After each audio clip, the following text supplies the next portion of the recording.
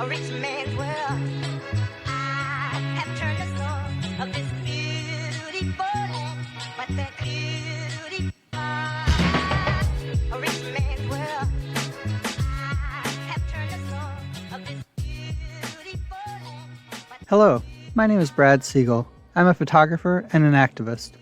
Welcome to Red Lens, my political photography podcast, where I bring those two worlds together. Thanks for listening to my podcast, where I bring in-depth conversations with people who document and participate in radical social movements. With Red Lens, I hope to bring you conversations with interesting people and some new insights into both photography and politics. This is the 10th episode of Red Lens, and this episode is different than the rest so far. On this episode, I talk with Sopo Japaridze. Sopo is a union leader in Georgia, not the state of Georgia in the U.S. South, but the country of Georgia in Eastern Europe. She's also the co-founder there of a historical documentation project called Reimagining Soviet Georgia. Reimagining Soviet Georgia talks about and documents Georgia when it was socialist and part of the Soviet Union. Today, Georgia is extremely pro-capitalist. The Communist Party is banned, and the left is pretty marginal. Just like we face corporate media distortions of progressive and revolutionary movements in the U.S., people on the left in Georgia also face a sophisticated and well-funded propaganda campaign by professional memory entrepreneurs to malign the experience of socialism in their country. In that context, I think the Reimagining Soviet Georgia project is really interesting. I think the work they're doing to document the history of the socialist experience in Georgia is invaluable, and I really liked learning more about it. I imagine some things that Sopo says in this interview will sound very different than what we're used to hearing here in the U.S. about life in a post-Soviet country and what workers there think about what life was like under socialism compared to under capitalism. So I hope you listen with an open mind, and even if you disagree, I hope you see the value in the work Sopo is doing.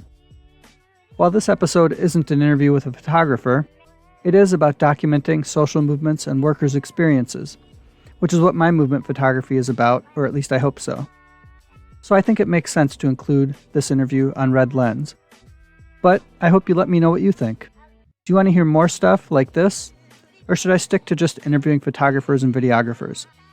Email me at theredlenspodcast@gmail.com and let me know. So with that, sit back and enjoy this episode's interview.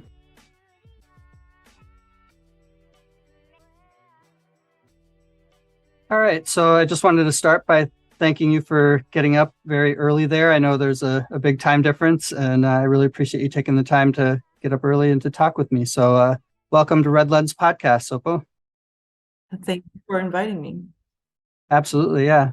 So to get started, why don't you tell us a little bit about yourself, who you are, where you live, and what you do? I am a labor organizer and also the head of my labor union of service sector in Georgia. And I moved back to Georgia at the end of 2014, and I've lived here ever since, doing mostly labor organizing, but also other political work and projects and so on. So because of the general ignorance of more than a few people in the U.S., would you be willing to humor us first with just some very basic geography and history about Georgia? Where is Georgia? What's the current political climate like there? It's 30 years or so after the end of the Soviet Union, when it went from being a socialist republic to sort of extreme capitalism. Could you go through just some of that geography and history? Yeah, it's very complicated. So Georgia is, a small country by the sort of foothills of the Caucasus Mountains, by Turkey, by Russia, Armenia. I'm sure more people know that in the U.S. So it's in what's called the Caucasus. So when I say maybe Caucasian or Caucasus, I don't mean white people. I'm talking about the mountains of Georgia. It's funny because I've had people be like, so we have something called the Caucasian house, and I had an event there, and all my friends were like, "What? Where are you going?" Oh man, white supremacist thing. And so it's newly so-called independent after the Soviet Union collapsed. We all know Stalin is from Georgia, so that's usually, or a lot of people know that at least. Actually drives a lot of the tourism here. And it's been, a complete wreck for 30 years. incredibly poor, terrible conditions, conflicts, wars, just really a victim of sort of post-Soviet collapse. So it became independent with the collapse of the Soviet Union. And since then, it's been taken over by sort of a pretty extreme sort of version of capitalism, it sounds like. Is that? Yes, yes. I think all of the post-Soviet countries are sort of the wild, wild west of capitalism. I mean, all these countries opened up to the capitalists where they had been sort of honing their ideas about free markets and libertarianism. And so when Chile was one of the first experiments, but it still had like people who like tried to stop it or had to still moderate. They used the post-Soviet world as completely their experimental ground where there's no opposition or very little. So they got to do whatever the hell they wanted and destroy almost everything in the process and get, have people succumb people to total poverty. I mean, Georgia still has not gained its GDP it had in 1989. Oh, wow. So like it's still not fully there. I mean, can you imagine like that kind of collapse? People talk about the Great Depression, but there's several Great Depressions, the collapse of the Soviet Union for Georgia and for many others. Well, Georgia fell one of the hardest, but it's also very similar stories. So everything collapsed.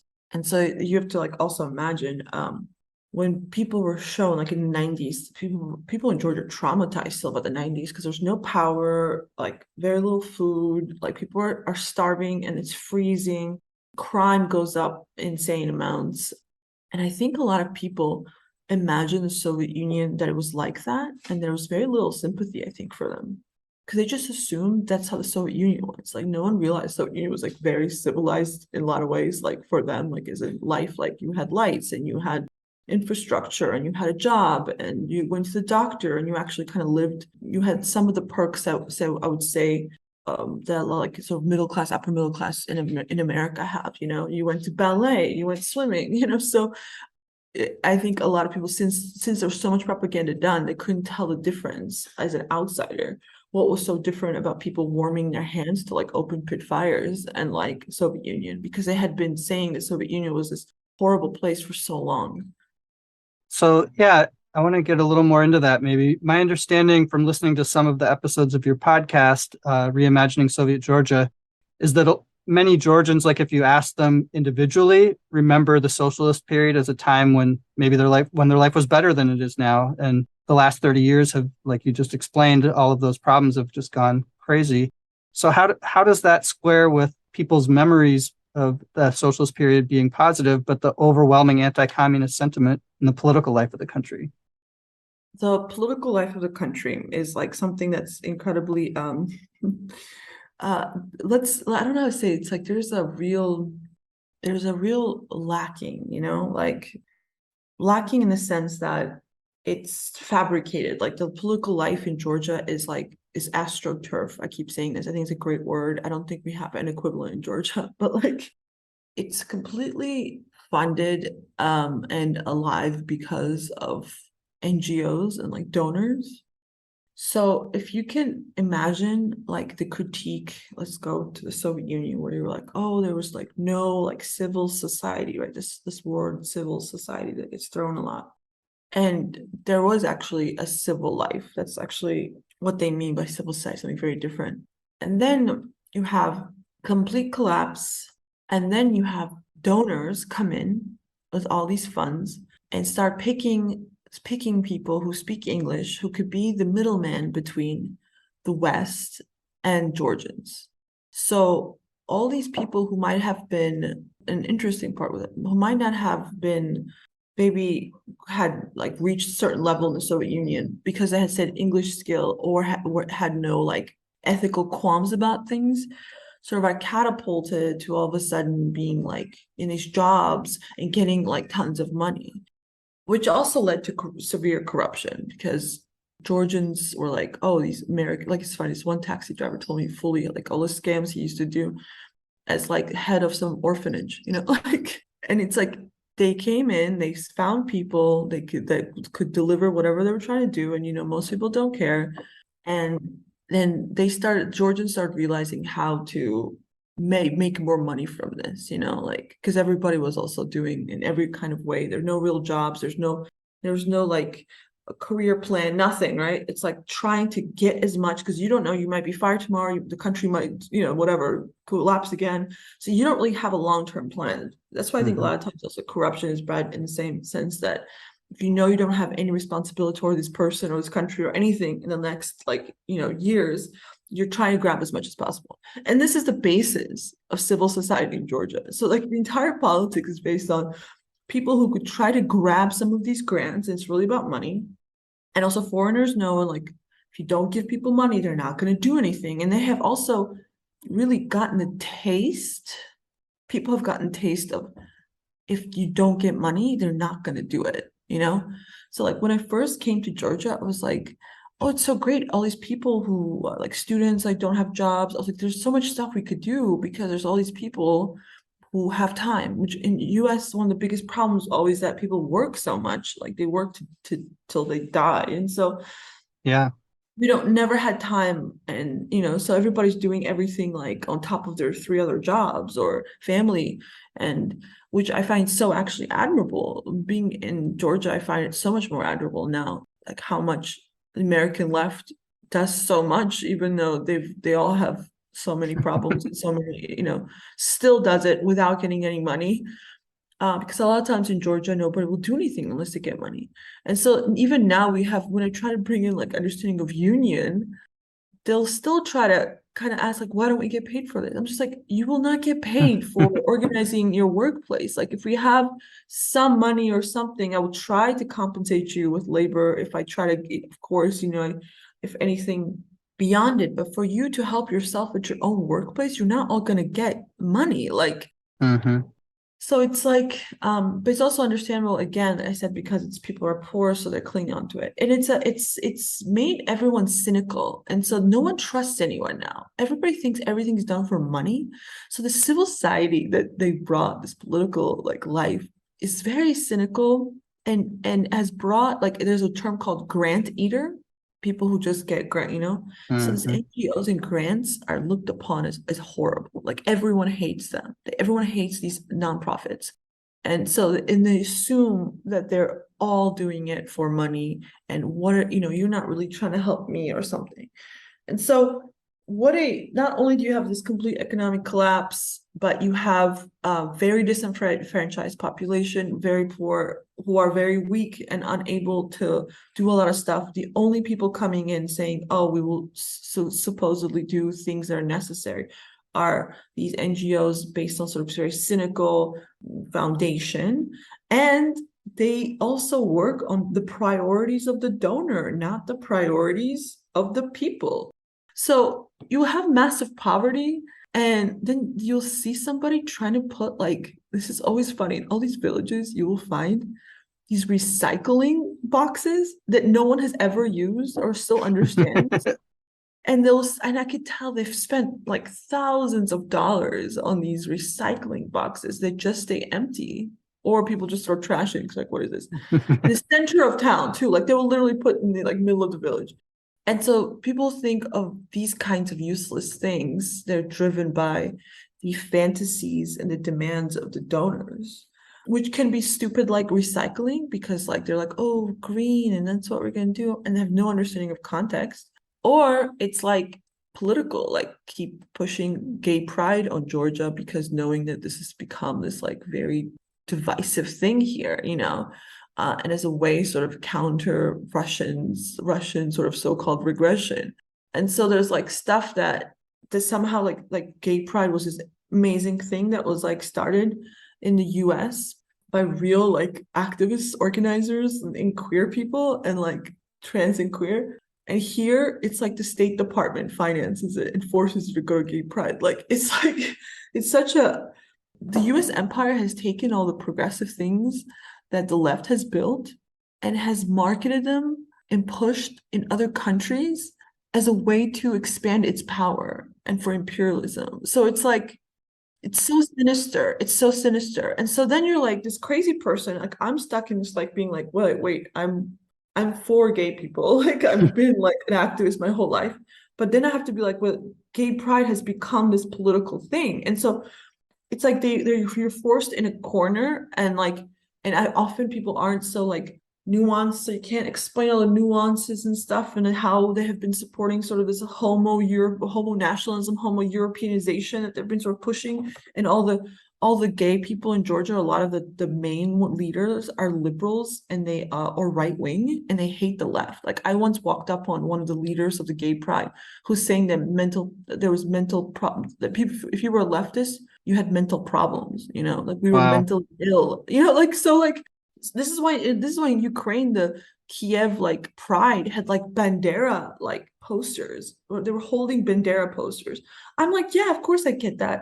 And then our Tbilisi Pride retweeted it. And they're like, yeah, that's I'm just like, they're like, what? Wow. Like, this is a very it's very normalized, very like fascist things. And I keep saying, like, the criminalization of communism that has happened has not, it wasn't like, oh, both fascism and communism are bad, because what we see is the rise of fascism, of right-wing parties. So this so-called criminalization has really just affected communists and the left. And left is completely dead, like dead in Europe. It's a lie that there's social democracy, and this, I just want everyone to know, it's mostly dead in Europe. It's far right, and any center left parties that are 100% neoliberal right wing do the same stuff, So the left is getting like 1%, and most of them are so confused. They don't even have great politics, Every single moment of hope we had, like Greece and so on, are just like gone. And so it's the political situation, and in this area, it is using, talking with left words, especially around gay rights and so on, and of course their usual freedom and all this bullshit. But the deeds and what they're actually supporting is to mainstream and align all the leftists, so-called leftists, like, gay pride, women's rights, and so on, align them with a capitalist imperialist project. So then people think, oh, you have to be pro-American capitalism to be so-called so civilized and have all these wonderful values like women's rights and gay rights. Yeah, there's just so much there. I would love to pick on different threads, but one thing that occurred to me first is the non-profitization that you talk about there. It's also definitely deepened a lot here, I would say, over the last decade. And it sounds like nowhere near the extent there, but it has definitely become a much bigger thing that people are like expect to get paid to do organizing. And there's that sense of like organizing out of principle, or, organizing your coworkers. It's a lot harder to sort of break through the non-profitization of the left. So that rang true. And also, it's like the things you're talking about, it's been going on for a while, but it seems like it's really reached a crescendo in terms of like when the US invaded Afghanistan, it was, to protect the Afghani women, or just go down the list of all the places they've intervened. It's always something like that. But just like you said, I don't need to repeat. But another thing I just wanted to pick up on is that in one of the episodes of your podcast, I found this really interesting, this term that was used of memory entrepreneurs. Can you talk about that a little bit? Who are the memory entrepreneurs, and what impact do they have in Georgia?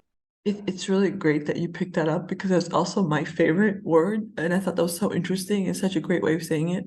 So like the woman who wrote Criminalization of Communism, I was like, memory entrepreneur. I was like, did you make this up? And she's like, no, this is like accepted in this like field. And I was like, oh, I just don't know. But apparently it's a actual like category or phrase they use to describe people who are recreating memories. So like how people feel about them, and reinterpreting past events. Or I think it's like our way of saying revisionism, but I actually think memory entrepreneurs is even better, because it's actually more devastating critique in some way.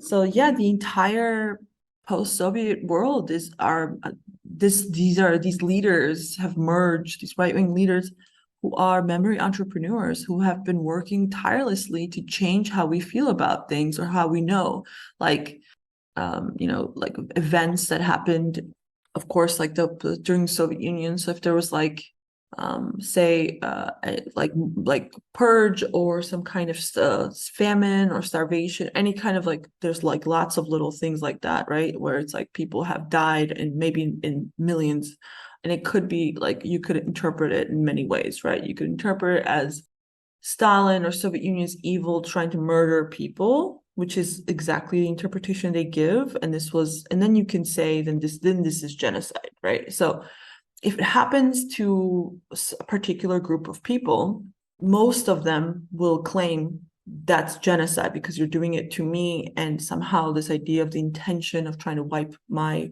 race. The reason this works very well now is because it's very nationalist, right? This sort of rise of nationalism, fascist sort of our people, very, very, very people-oriented, of the race and so on and so on, ethnic nationalities. So it fits in their narrative that a lot of these huge economic upheavals that cost a lot of lives were intentional and directed at ethnicities. This continues till today. This even gets worse and worse. The Ukraine war, the invasion of Ukraine has gotten even more this dialogue, this way of seeing it. Most of these countries have reinterpreted, they have entrepreneured that the Soviet Union was a Russian project, and they were the victims of it. Despite like Georgia saying this, Georgia and Ukraine, two countries that we are like top Soviet Union creators, not only about Stalin, Beria, or Orджоникидзе, and like pretty much the Soviet Union, as people understand it, was built by Georgians. Like it's crazy to me to deny that. Yeah, of course they deny it. They try to then be like, oh, but he was trying to Russify. No, he wasn't. But like that's another thing. And we have to also understand what is Russify, like having a common language among people so they can speak to each other, because you're trying to manage a large territories where everyone has different languages. It's a little different than forcing someone to like, especially when they were funding for them for their own languages. And actually, I don't like Stalin's like whole approach of like, let's get every culture their own, like, encourage them with their folk music and their folk dances, and this Soviet Union that created these ethnic cadres. I'm actually realized that was a mistake now, because these people are the ones from those nucleuses who are leading the charge against communism the most. Like, so it's like, but this has happened post what, 30 years, and maybe if it didn't go like that, like if capitalism didn't like win, it could have been different. But looking at it now, it's like it seems like a really failed attempt. So it's like most of these nations, their founding story, everyone has a founding mythology, every family, every person, what you tell yourself about who you are. And they have decided to tell themselves that they were victims of the Soviet Union, that they have suffered some genocide, some terror, some invasion, something, right? Georgian case, the invasion of the Red Army led by Georgians, but the invasion by Russians, like Russians invaded us. It's interesting because Lenin was like trying to stop it, and it was Stalin who wanted to. So it's like, okay. And Ukraine has famine, like other countries have famines or like relocations. Everybody has lots of grievances with the Soviet Union. Is in the sense the right wing, right? The ones who have tried. Except most people, unless you work them, right, unless you propagandize over time and change their minds, I think memories, without the memory entrepreneurs, their lived experience was very positive in the Soviet Union. They had a great life, and they miss it, and they cry every day that their life sucks now in so many ways. And then they come, and these memory entrepreneurs convince you were a victim. And this goes with this sort of like, like larger victimization of how people feel about themselves. And I think a lot of like movements, right? This like idea of like, we're victims, or victims of this, we're victims of that. And I think like, again, a lot of right now, the decolonization stuff that was happening, the conversations from the US have been taken, decontextualized, and post-Soviet people these like right-wingers are using these decolonized language Wild. that Yeah. are stolen from America. Like it's funny, while they ask for like Americans to fund them and love America. So like it's really I try not to get sad anymore because it's like it's so devastating to see people just misuse everything that's good and turn it into something horrible, or at least like misconstrue some of the things. So Soviet Union, you have grievances that because nationalists had to establish themselves somehow, and these countries had to tell some story, and they definitely didn't want to take on the baggage of some of the so-called atrocities that the West has continuously published in all these black book or whatever. Right. Despite the fact you can say a lot of these things you can clearly say they're horrible that happened, but how and was it fault? Was it intentional, or was it like because of poor planning, or because you try to overhaul an entire rural society with thousands of different nationalities and people and try to modernize them and bring in like industrial socialist state, which in every sense every capitalist industrial project has always had victims of people, and this is literally what happens. So it's terrible. I think there's problems with industrialization, but I don't see how you couldn't have a modern economy, especially during industrial capital reign, and not do those things. I don't know. We can debate like the industrial policy of USSR, and I'm open to it. I fall on different lines sometimes because I'm like, it's very complex. And I honestly couldn't say I would have known what to do, because I think that's like crazy, very difficult thing that we face even today. And Yeah. we don't. So we can discuss like the nuances of the Soviet Union. That's totally acceptable. What's not acceptable is to make every single incident into a genocidal sort of act, and then completely erase any communist content and make it this is a Russian imperialist project, Hmm. and how you're the victim of it. That's just dishonest, especially when you created a lot of it, and you still benefit from it. And the fact that most of any industry left or anything left in Georgia is being used by now these companies who don't even like, most people are still using Stalin era like technology. They don't even invest anything. So and most people who have homes come from almost everything that like still exists that is somewhat good still is the leftovers, from the Soviet Union. And it's funny because the understanding of imperialism, or what does it mean to colonize, is changed, right? It's not about extraction of resources, subjugation of people. It's like, oh, they just like, it's about just territories. It's like about like language, right? Like this attempting to sort of grab these little things of trying to make this like an imperialism thing, in the sense that because they feel like this, or colonialist project, where you can say like there's elements of it, but like it's fundamentally different character Yeah. than African colonization or like Latin American colonization. And so this has been one of the main projects of these memory entrepreneurs, to change how people see. And so people will love the Soviet Union, but then they'll be like, but it was totalitarian. They'll say, funny to me, they'll describe everything they loved, amazing. But then they feel like because they've been told so much, they've been propagandized so much, then they have to say it was bad, even though they have described up until now, that moment, how great it was. Because, and this is not everyone, most books don't even say that, but still they feel like they have to say that, because otherwise they will be attacked, or they actually might have confusing ideas about it themselves. Yeah, for sure. So I've referred a couple times to your podcast, but I realize we haven't really talked about what it is and the project it's a part of. So why don't we get into that now? So you have a podcast, Reimagining Soviet Georgia. Tell us about the podcast and about the project in general.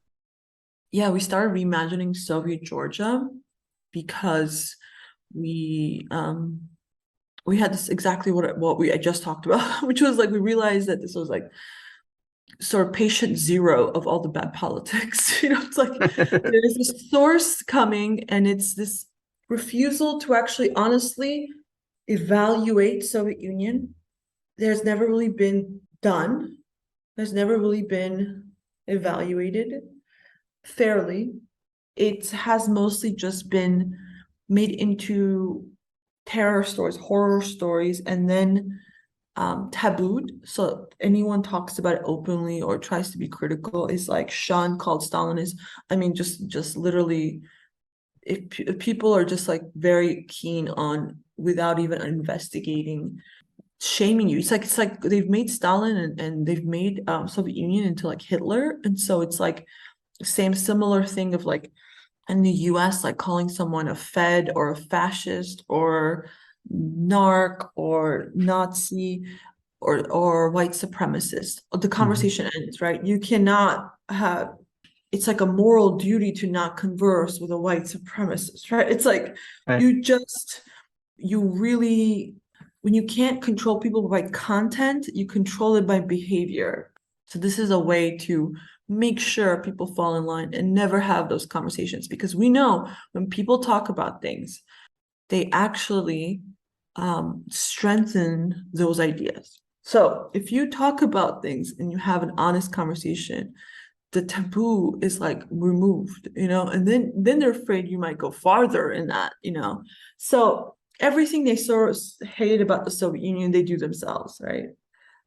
Censorship, it's like it's like mobs attacking you. All they do is like they constantly fund anti-communist projects. Like there's this one organization here that so-called does these like memory politics, and all they ever do is pretending it's just like a Soviet laboratory, and it just is like repressions. All they like investigate. They have a tour of repressions where they just take you and tell you how where Stalin killed people, like killed them there, killed them. That's like it. That's the entire content is always about. They always talk about memory politics. Of course they do, because that's what they use. And it's like, and the repressions, and they turn everything into a sinister, it's like an attack ad, like someone's like going home to eat food, and it's like someone is going home to eat their food. It's like everything like dun dun dun, like very sinister. It could be like people got free homes, like yeah, because there were something else was happening why they got free. Some kind of, they forced us into small apartments. It's like, okay, like this idea that everything good had, or they have attempted, or they have quite successfully transformed into something very bad. So our podcast is trying to just push those boundaries a little bit, to talk and discuss things. And it's like, it's sort of attempting to create a space, but we also get attacked all the time. I personally get attacked all the time. It's the most minor comments or things. A lot of people who are monopolize the Soviet Union in Georgia, these so-called experts, a lot of them are foreigners who've lived here for years, made big names for themselves. Like they probably wouldn't be anybody in the US, but they're using this sort of small pond or whatever to become the big fish. So we're definitely, you could tell some people really hate us because we're like challenging their like monopoly on expertise and so on. And they even had like this one woman start a Georgian version of this podcast. I don't know how far they went, if they still continue it, but at one point, like I like kicked this girl out because she kept screaming totalitarianism and stuff and telling us, shaming us for mentioning Lenin or something. And so we were like, like I literally was like, do not come in this group and try to describe the Soviet Union as totalitarian. We do not acknowledge these things. Like we do not believe or agree with these frameworks. You can never know something if you call it totalitarianism. Like you cannot understand it. Then what's the worthwhile project of even like trying to understand it or investigate it? And so we have like moments like that where people who are in our Facebook group or listen to it, where they have like a similar or basic mainstream. I even got into argument, I don't know if you saw, with someone trying to push this Homo Sovieticus narrative, which is this idea that everything, this person is, there was some kind of a Soviet Union person who acts in a certain way. And that's like a really big trigger for me, because in Georgia, when you work here and do anything, most people will say, right? Well, he's lazy or he doesn't do anything. It's, Soviet mentality. Like, that's literally like a way to degrade people, to charge them with anything that happens, Soviet mentality. And the self-hate not only comes from just saying Soviet mentality, but also just like laziness, right? It's like lazy you're Soviet Union because you like don't want to work or whatever.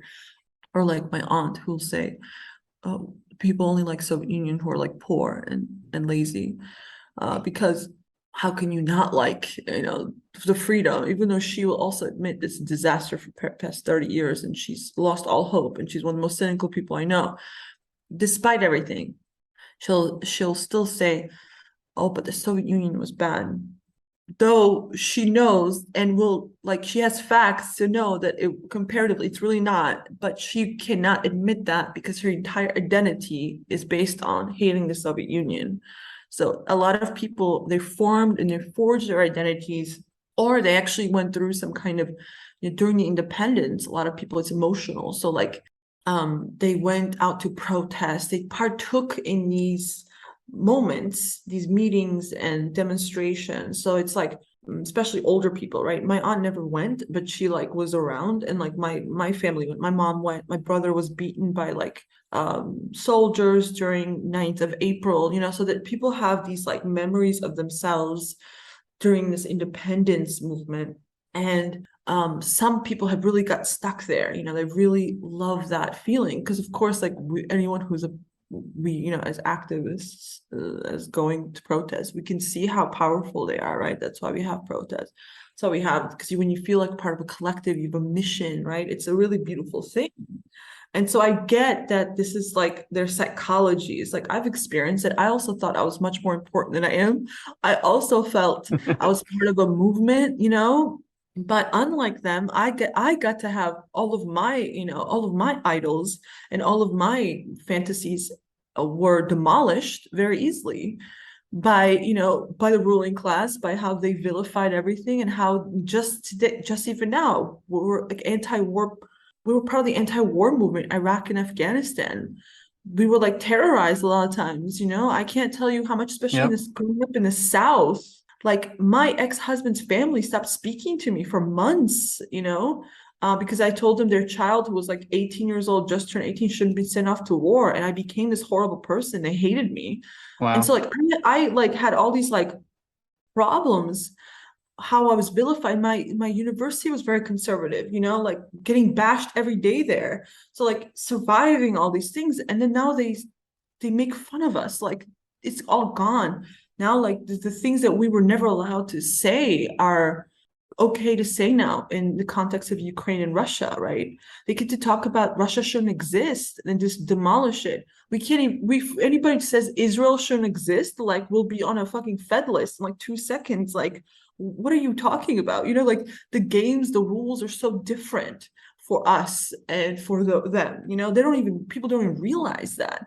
And so this even fantasy of being some kind of like Western warrior or whatever, or this like warrior against the cruel, evil Soviet Union, like no one ever challenges that. No one in power, people reward it all the time. Everyone in power is like that. So they reward and reward and reward this kind of, I think, like, group psychosis a lot, what that is. And so my family members are a lot like that. Like a few at least are like that. And so the idea of themselves, they will not be honest. Like it's so much part of their identity, or how they understand the world. They would not be able to admit. It would take such a strong person to reevaluate who they are, and the most people are just not that strong, and they're just not that willing to take up something. And I get that. That's how most people. It's how we're sort of wired. It's so hard us to overcome and like increase plasticity in our brains to actually accept changes and not hurt our ego and have complete collapse. Like most people are going to choose themselves and their delusions over reality. In fact, we know this. I know this. Everyone who does propaganda, the ruling party and all of their machines, they all know this. Like, so of course, people like me become the crazy Cassandra types who are like alone and like get to yell, and then everyone's like, oh, they're crazy. And of course, then I will be like redeemed at some point, like all of us, and then no one will care anymore. Like, I'm well aware of the trajectory of like what happens to people like us, but you got to do it. Like, I think you have to fight this. And it's either a podcast or whatever. It's like these small, minor ways. I don't fucking care. It's going to happen. I'm going to do it. And like, even though people try harder and harder and harder, from family members to, professors or these like monopolists of Soviet Union or these political parties or just regular, like all the young people are very right wing in Georgia. They're just like brainwashed really badly. Attacks from them, sort of these mob attacks all the time. So with the Reimagining Soviet Georgia, you do a podcast. Are there other aspects of it? Like, I'm wondering if part of it is documenting some of these like oral histories, some of these memories that people have of the Soviet period being a good thing before, because people are getting older, right? Like if people die without that being documented, then all you're left with is the memory entrepreneurs and their anti-communism, right? So are there efforts to like document that history, whether through oral histories or whatever, things like that? Yeah, that's what we're doing. We're trying, it's the, resources to do everything like that. Not only do you have opposition to it, but you have also lack of resources. That's one of our podcast episodes actually talks about the kind of money that comes in to finance Soviet Union. And of course, the person that spoke, very mainstream person, he also tried to put it in a way like, oh, well, they just want to encourage stories of resistance, like, but it really means that money is coming in, trying to investigate, examine, or I think a lot of times blow up out of proportion certain things, right? So they will fund these things. And then the funding of like people like us who are trying to actually just push another way of like everyday life of what this means and so on. I mean, there's just a handful of people who even support it to even be able to fund it. But the stories are out there. I'm trying to actually collect as many oral histories as possible because people are dying. Like the memories are literally going away. And these people will no longer be with us. And then they could have the fact that some people still exist to counter their narrative is already like a problem. And those people will be gone. And the youth, you look at any kind of polls, you'll see that people who've actually had experiences over 50 are much more positive towards Soviet Union. Young people are much more negative because they've had no bulwark to protect them from or even question some of the narratives. And they're just like completely propagandized. And because of Russia, right? Because of the interventions and the so-called occupied territories in Georgia, where it's like different ethnic groups that don't want to be part of Georgia, and there's all this complex relationship about Georgian nationalism that drove a lot of the conflicts, but nobody talks about that anymore. It's completely gone now, and it's just so-called Russia and Georgia problem. It's like the ethnic groups were erased. Like the ethnic groups were like, hey, we're here. We're the ones who don't want Georgians. They're gone. It's incredible how they're never seen. Like the people are still there, just their voices are gone. Absolutely. Like they're not counted. Can you imagine? Like it's like the problem between me and you, but really you're the one who called, say, Russia to help you, and you weren't even sure if they were going to help you because you thought Russians would support Georgians because we've also been the more favored ethnic group. And you called Russia to come help you fight, say, me. They do.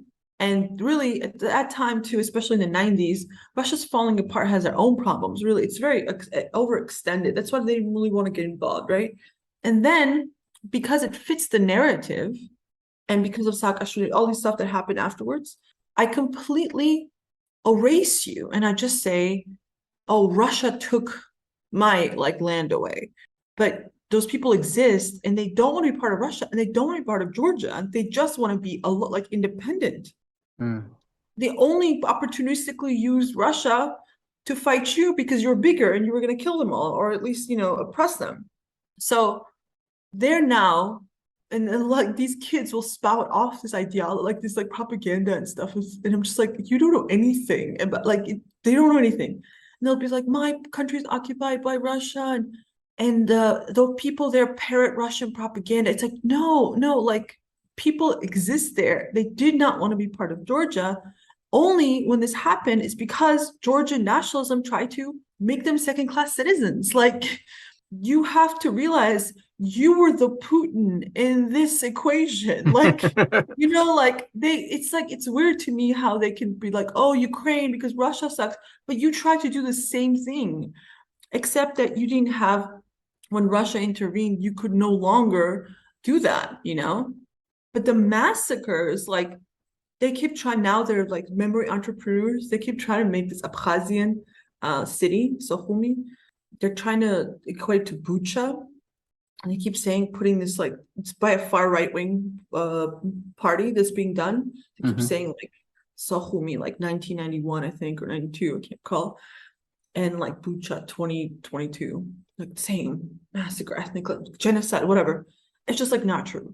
Sohumi was a conflict. Like, it was a conflict where Georgians got expelled.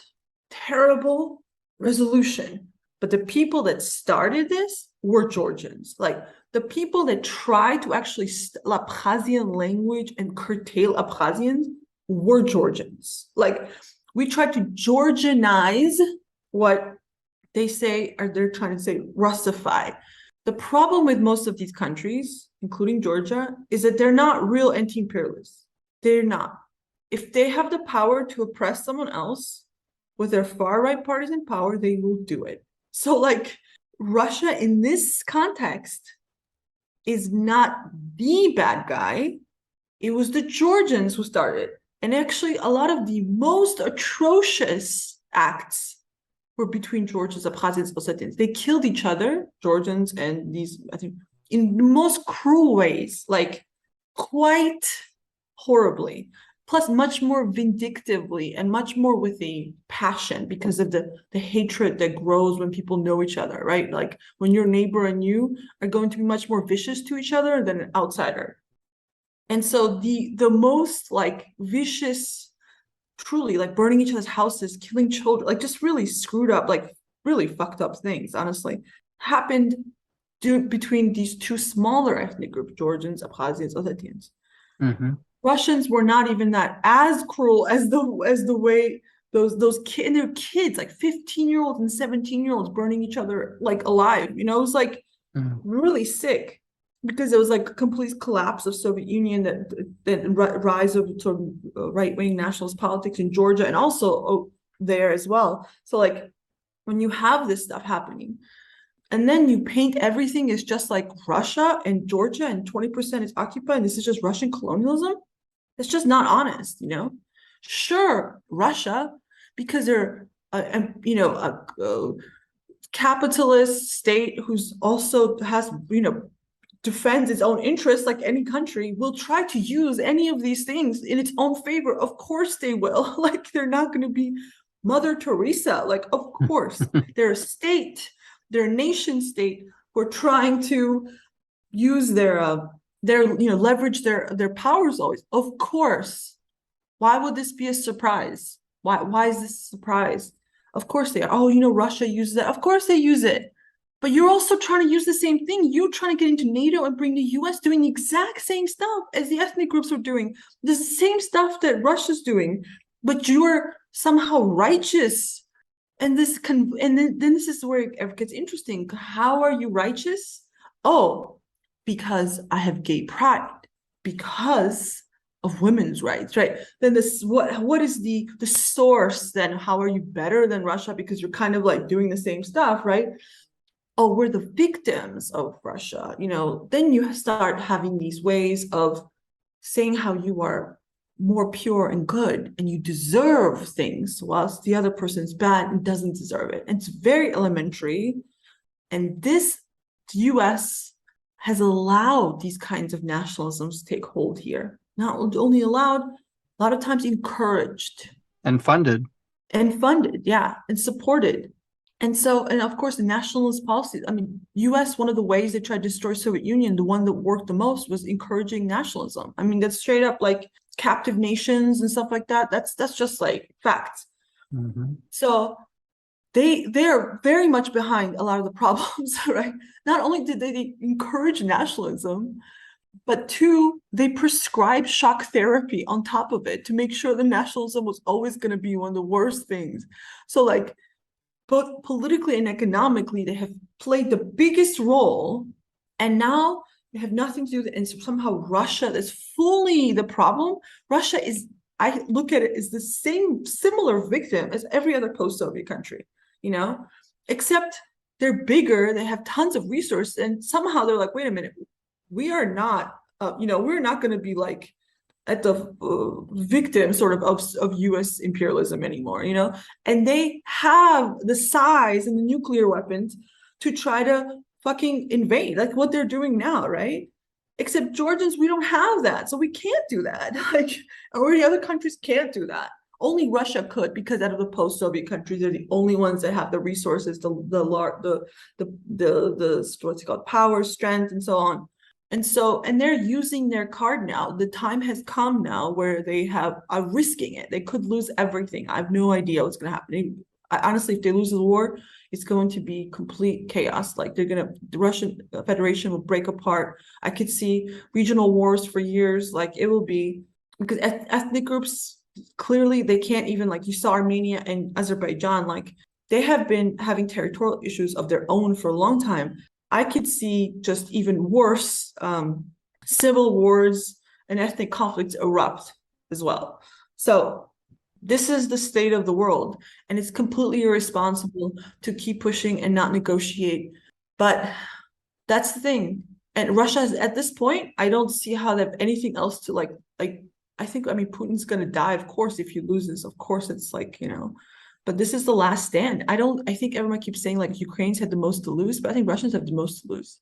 I think this is like literally the last, maybe very desperate act, but it is the last stand of trying to end the post-Soviet condition of 30 years that we have all been under. And so whatever happens now, definitely a new era is like, you know, about to dawn, like dawning. And so it could be even worse than the post-Soviet, which has been probably the worst time. I don't know. I'm not sure. I can't say in history, because I'm sure there's terrible times too. But yeah, like you referred to before, just with the end of the Soviet Union, the immediate collapse of life expectancies and all the most basic indexes of like people's well-being, that, you know, a lot of people in the US don't even know about that is what happened. More people in Georgia don't know. So you're involved in this project, Reimagining Soviet Georgia. You're also a labor organizer, a union organizer in Georgia. Can you talk a little bit about the union organizing you do? And is there any like connection, at least even in your maybe mind, of those two projects? So the reason I actually started the podcast was because of the workers. I actually came back to Georgia with a much more negative ideas about Soviet Union, because in US, that's why I think a lot of the left in the US is formed with rejecting Soviet Union. Mm-hmm. And the socialism and or communism, whatever mostly they call socialism, will be around hating the Soviet Union or being critical of it. So that's also how I was radicalized, right, by socialists who either sidestepped the Soviet Union or considered it a project that was not worthwhile, or if it was worthwhile, like thank goodness it's done, you know. Mm-hmm. So your thinking around that started changing after you went back. Okay. Yeah, just because I came here and I was like, but I know it's like, well, you know, I had a much more like, oh well, there's some good things, bad things, but like really the revolution sort of stopped after Lenin, like some kind of line around when the Yeah. real communism stopped, Right, right. definitely very anti-Stalinist. And really it's talking to workers. Workers kept telling me, I think I just didn't know anything about the Soviet Union. It's so funny to me now, but in the US, I really just didn't know anything. And if everybody kept thinking because I'm Georgian, I should somehow like know things, but like just because I'm Georgian doesn't mean I know anything, right? Like it's like You're not born knowing history, yeah. exactly like this like kind of thing like, oh, if you're like, a woman, exactly like everything that like you may know about being oppressed, but the outcome of what that means, or you don't know those things. Somebody has to teach you. It's like comes from without, like so. I just little things. I also assumed that Soviet Union was this like anti-human place, like anti-humane. And I went to a lot of the factories and mines that still exist. And people tell me crazy things like back in the Soviet Union, like I went to this like apartment complex and they were just telling me how right in front of them, there's this like burnt coal piles. And if you looked at the house, it was disturbing. Like everything was covered in coal. Okay. And the kids were breathing it. And there's like a playground right in front of it. And I was like, this is disturbing. Like people were sick from it, whatever. And I was like, they were telling me, oh yeah, during the Soviet Union, this was illegal. You could never do such a thing. They would Wow. have to dispose the burnt coal behind the mountains so the population would never be able to breathe that. They protected them from such environmental hazards. And I'm like, really? Like just little things, right? I'm like, what? Well, if the Soviet Union is this cruel place, why do they care about people's health, right? I mean, just like little things like that. Then I went to a sewing factory and I was like interviewing these women and how hard their lives were, whatever. This one woman's like, there was one woman that had kids before the Soviet Union, and they had kids after the Soviet Union. The one who had kids in the Soviet Union was saying, oh yeah, I had amazing maternity leave. I had like 3 kids. I came back to work. My job was like waiting for me. And the woman that was describing what their maternity leave was like afterwards, like, I lost my job. I couldn't go back. I was poor. I was like barely survived, right? So I'm like, okay, so there was this incredible, like for women's ability, much more flexibility, much better. Then you hear about that. Then you hear everyone complains in Tbilisi about the urbanization, terrible, there's like deregulation of buildings and stuff like that. And then the same liberals who actually hate the Soviet Union will come with Soviet Union like plans and say this was better back then and you should do it like this. But they're like anti-communist. Okay. So a lot of people who protest all this stuff, the green spaces and stuff like that, like lack of them, are actually constantly pointing to the Soviet Union. And so they'll come and they were like, in Soviet Union, you could not build a building without considering amount of sunlight you get to make sure the person is healthy and enough space, Amazing. certain ceiling and whatever, like and green space and so you have all these regulations and they work really hard to make sure that this person is like, because they believed in studying how physiologically how people are mentally and what that according to the knowledge they had. Of course a lot of things have changed since then, but so it does not exist, right? So for the information that they had, they tried to make sure that it was a place that people had a decent life. So you start to see all these little things like, well, why would a place that hates people, that wants to murder all of them, be spending tons of resources to make sure people are well fed, they have enough sunlight, they go to job, they keep their jobs, they have been able to have children, they have free kindergarten, they have free healthcare, they have, why would they be working so hard to create the conditions if they're so antisocial? And those are the things the workers would tell me, or they would tell me like another example. I'm sorry if I'm telling you too many examples, but the No, stuff keep going. It's great. I went to a gold mining place. Everything in the town is covered in yellow soot. It's like people are sick, people are missing their breasts being cut off from the cancer, like just really disturbing. that town was built by the Soviet Union as a mining town. So there's like just around mining. And so when I will be interviewing workers there, the pay so low, right? The environmental degradation, this and that. And they will tell me, oh, but it's so much better during the Soviet Union. Workers would get extra food because they were make sure, especially milk, and like what they considered were like milk is one of those things that they considered as somehow like more necessary for rejuvenating, like the body. So there's like milk products and stuff like that. They were given extra to all the miners because they had such a hard workplace. Wow. And now they have shifts of 12 hours. And in Soviet Union, it was illegal to make anyone work in a mine over 7 hours because they consider that like cruelty. Okay. So Amazing. they have all these like crazy regulations and during the Soviet Union, and this extra effort, of course, not even discussing the insane amount of like sanatoriums and this beautiful palaces for the workers where they were given time extra one, like especially miners, they got even extra time to go to these great places and rest and have spas and the air and so on, right? They had these what upper class people in the US have, like, but Yeah, like a regular worker had that. And so you really, it's my job, like it's my calling as a labor union organizer and being part of strikes and talking to people.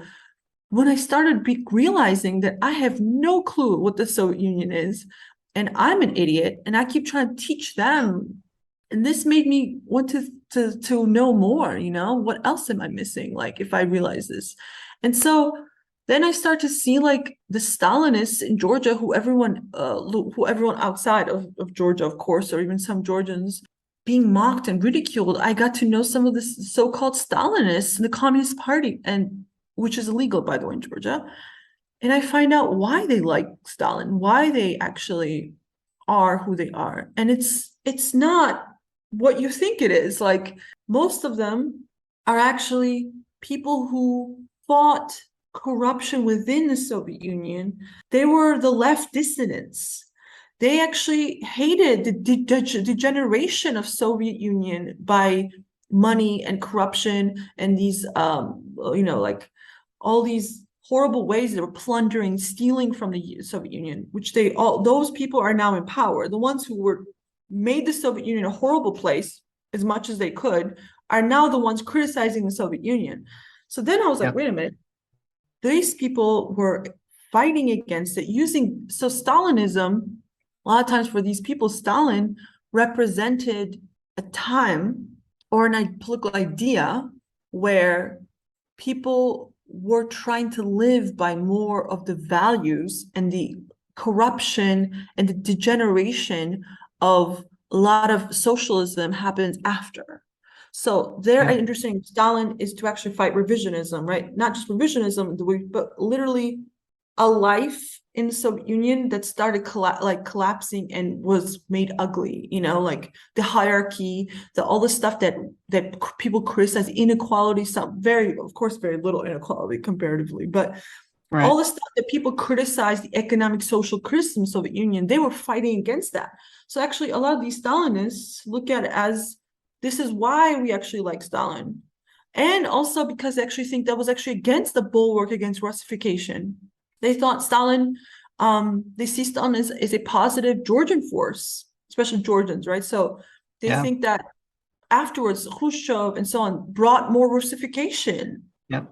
So there's just so many like things like that, where these nuances, if you just hate, if you just, have these preconceived notions, you're going to miss, right? And so you have to be open to really rethinking a lot of the stuff. And then you hear like all these Western liberals will come here, and journalists, and they will write these ridiculous articles all the time about Stalinism and Stalin, and really never understand any of those things. Or maybe they do and they just don't care. That's another thing. And you have anti-communists writing communist histories. Like most of the monopoly of Soviet Union are these anti-communists. Yep. Why should the anti-communists be writing our own history? This is one of the craziest things. who also don't understand anything about revolutionary like conscious, like the stuff that like we like study and like what does it mean to be revolutionary. They don't know anything about that. Right. They don't understand any of that. So then you have these people who have no clue, or like liberals writing and putting these categories about who we are. So we need to actually decolonize the Soviet Union research. And so the workers made me question. And then I started getting like I've told you my family is very anti-communist. My grandfather was a communist. My grandfather was Stalinist. And so he has all these writings that I'm now reading. And he Amazing. made the best case for a lot of the stuff, why he's a communist. And it's funny because my family now, Is he still alive? no, he's been dead since I was born. But you have some of his writings. Yeah, exactly. Which I'm Amazing. going to publish. I'm trying to transcribe them in Georgia. Now I'm going to try to translate them. It's not a lot, but you can really get glimpses of life. Talks about his life before Soviet Union, how horrible it was, and how that changed, and how much he hates Khrushchev. Amazing. I can't wait to read that. Yeah, it's incredible document. But so all of my family, the reason they're actually like how they have anything today is because of my grandfather, because of the Soviet Union.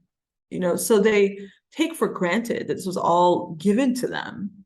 Because especially my grandfather, his father was a chef. He was considered one of the lowest class. He was a tradesman. He traded his skills. He was like worse than a peasant. Like he literally didn't have land. He was kicked off like by the lords. My grandfather lists every single family in the village that has taken land from him. Like he Oh literally man. lists all the families. Like he's like these royals, like these like lords controlled all the land. He's like my father was in the peasants controlled, I think it was like a tiny percentage, and there was not enough land for his father, so he had to roam all over Georgia trying to make a living.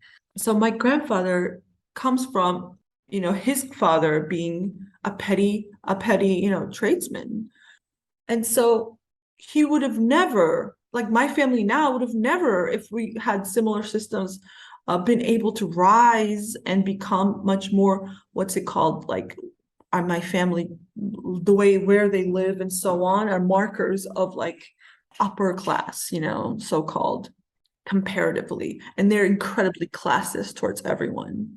And I'm like, you come from, my grandpa's describing how he was not even accepted in any school besides one, this like Armenian school that he used to walk like 5 kilometers to even get to, where Wow. he was treated like shit the whole time. Like it's disheartening how much they pretend that stuff doesn't happen.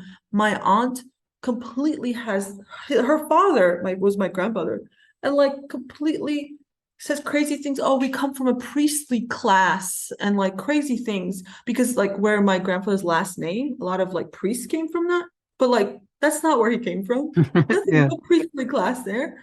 And so and like it's crazy because the best person in my family was my grandfather, who created all the conditions, just like the Soviet Union created all the conditions that my family now uses and takes for granted, and then looks down upon other people for not having. Wow. So one small point, but it's something I'm curious about on your podcast. There's usually songs at the beginning, and I was curious about the songs that you use on there. Can you talk about those? I'm actually not the person who picks the songs. I'm the least like I've helped here and there, but we started trying to find like Georgian music that's like appropriate. Try to we try to use different songs for each episode. So I'm not the best person to ask those things. Okay. I'm not. I feel like I like music. I do, but I feel like I'm not as like dedicated as other people with like music. And I feel like especially in the US, people are so obsessed with like liking music and being music, whatever. But like I'm not. But I think in general we're trying to revive for people to hear Soviet Georgian music. Because I think it's important, because music actually was a huge part of the Soviet Union and like was a lot of the singers.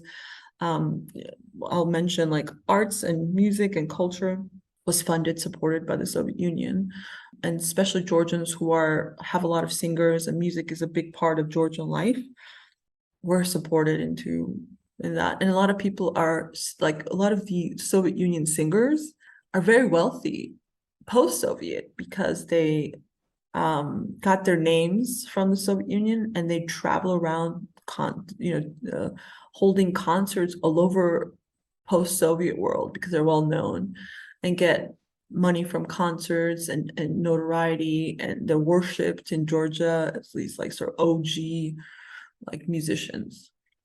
So, okay. So the songs are generally from the Soviet period, though? Yes, we try. Yeah. And I'll tell you something because you're a photographer. There's lots of amazing Georgian groups. One of the ways that people who've lived through the communist Soviet era try to keep that alive is through photos.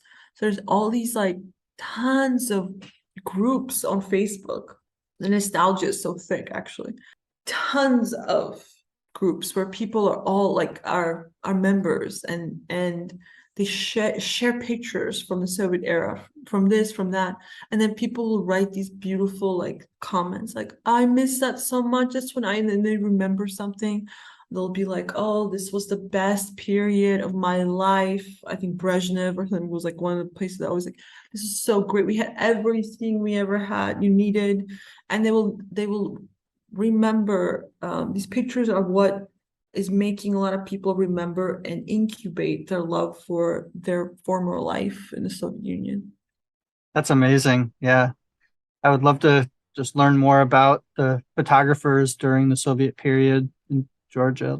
And yeah, I should try and find some of those groups. I will, if they're in Georgian, but I can actually try to find them and send them to you so you can be part of that. Awesome. Thank you. So is there anything else that you'd like to touch on that we didn't get to? There's a lot, as you can tell. I can talk for hours. I have so much built up. I don't know. I think I touched upon a lot of stuff, but I would say like anyone who's listening, always like go deeper into things, like really try to learn. Like don't jump to conclusions and don't use these sort of leftist sectarian approaches to things. And that sounds like it's amazing the way you described that you had preconceived notions, and it was from talking to everyday working people that you were open to rethinking and learning. And that, I think, is the starting point for anyone who wants to really understand something. And yeah, that's amazing. So, this is a photography podcast. So I'm glad you got in that little bit about photography at the end there.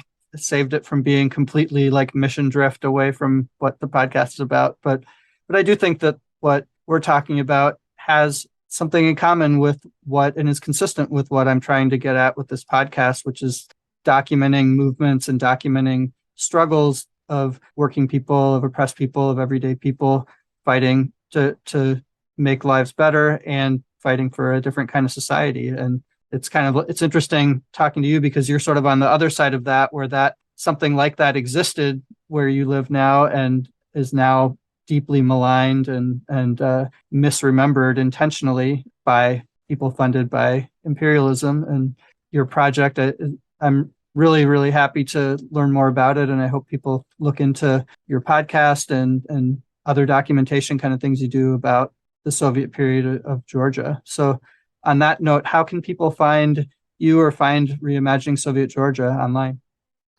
You can type in any podcasts, whatever platforms you have, Reimagining Soviet Georgia, and you could listen to it. And you can also find if you are interested in our group on Facebook as well. Page is not as active, so the group is good. And we're also on Twitter if you want to see, but it's not updated as much, actually. I think the group is better, the Facebook group. And I want to say thank you so much for having me on. Actually, I've done a few podcasts, and I've enjoyed talking to you the most. And I'm like also happy because I often don't get to get my viewpoints out there. I usually listen to other people on the podcast. So sometimes it's nice that I can actually also make sense of how I got to this point and what my thoughts are about these things. And thank you very much for giving me that chance. Absolutely. And again, thanks so much for getting up early to have this conversation. Thanks for staying up late. A rich man's world. I have turned the soul of this beautiful land, but that beauty, a rich man's world. I have